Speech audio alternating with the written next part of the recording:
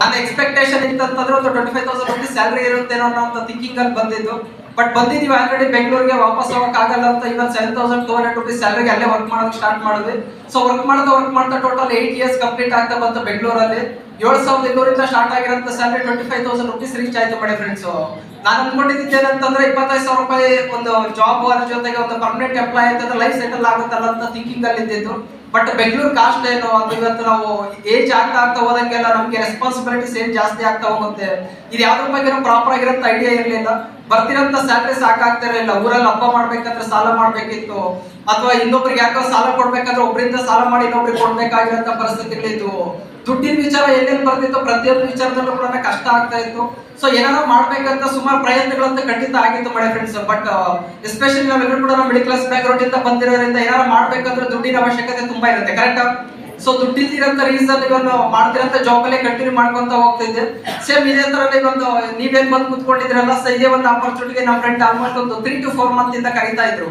3 to 4 month ಇಂದ ಕರೀತಾ ಇದ್ರು. ಬಟ್ ನನ್ನ ಥಿಂಕಿಂಗ್ ಹೆಂಗಿತ್ತು ಅಂತಂದ್ರೆ ನೆಟ್ವರ್ಕ್ ಮಾರ್ಕೆಟಿಂಗ್ ಅಥವಾ ಇವರೆಲ್ಲ ಬ್ಲೇಸರ್ ಹಾಕಿರೋರು ಸುಮ್ಮನೆ ಮೋಟಿವೇಟ್ ಮಾಡ್ತಾರೆ ಅಥವಾ ಬ್ರೈನ್ ವಾಶ್ ಮಾಡ್ತಾರೆ, ಇದೆಲ್ಲ ರಿಯಾಲಿಟಿ ಅಲ್ಲ, ಫೇಕ್, ಈ ತರ ಕೆಲವೊಂದು ರಾಂಗ್ ಮೈಂಡ್ ಸೆಟ್ ಇಟ್ಕೊಂಡಿರೋದ್ರಿಂದ ಆಕ್ಚುಲಿ ಬಂಧನ ಅಟೆಂಡ್ ಆಗ್ತಾನೆ ಇಲ್ಲ.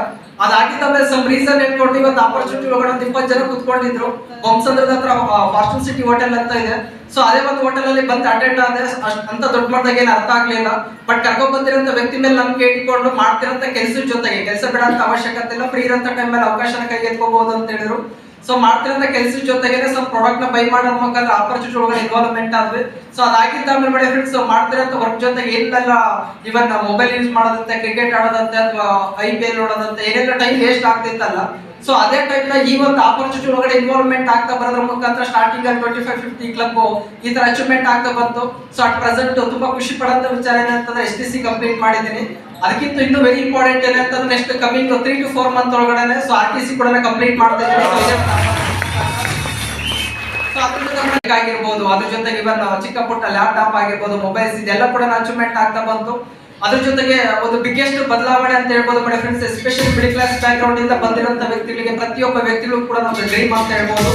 ಸೊ ಇವತ್ತು ಇದೇ ಒಂದು ಅವಕಾಶ ಮುಖಾಂತರ ಸೊ ಹೊರಗಡೆ ಆಲ್ರೆಡಿ ಒಂದು ಆರೆಂಜ್ ಬ್ಯೂಟಿ ನಿಲ್ಸಿದ್ದೀನಿ. 11 ಲಕ್ಷ ರೂಪಾಯಿ ಕಾರ್ ಕೂಡ ತಗೊಂಡೆ. ಇದೇ ಒಂದು ಅವಕಾಶ, 1,000 ರೂಪಾಯಿ ಇನ್ಕಮ್ ಇದೆ ಮೈ ಫ್ರೆಂಡ್ಸ್. ಇದೇ ಒಂದು ಅವಕಾಶ ಮುಖಾಂತರ ಸೊ ನನಗೆ ಇವತ್ತು ಗೋಲ್ಡನ್ ಆಪರ್ಚುನಿಟಿನ ಕೊಟ್ಟಿರಂತ ಒಬ್ಬ ಗ್ರೇಟೆಸ್ಟ್ ಪರ್ಸನಾಲಿಟಿ ಅಂತ ಹೇಳ್ಬೋದು, ಬೆಸ್ಟ್ ಫ್ರೆಂಡ್ ಅಂತ ಹೇಳ್ಬೋದು. ನನ್ಗನ್ಸಿದ ಪ್ರಕಾರ ನನ್ನ ಲೈಫ್ ಟೈಮ್ ನನ್ನ ಬಾಡಿ ಎಲ್ಲವರೆಗೂ ಕೂಡ ಉಸಿರಿರುತ್ತೆ ಅಲ್ಲಿವರೆಗೂ ಕೂಡ ನಾನು ಚಿರಋಣಿ ಆಗಿರ್ತೀನಿ ಅಂತ ಹೇಳ್ಬೋದು. 7 ವರ್ಷದ ಒಂದು ಬೆಸ್ಟ್ ಫ್ರೆಂಡ್ ಅಂತ ಹೇಳ್ಬೋದು. ಮಿಸ್ಟರ್ ಕುಬೇರ್ ಸರ್, ಎಲ್ಲರೂ ಗ್ರ್ಯಾಂಡ್ ಚಪ್ಪಾಳೆ ಅಭಿನಂದನೆ.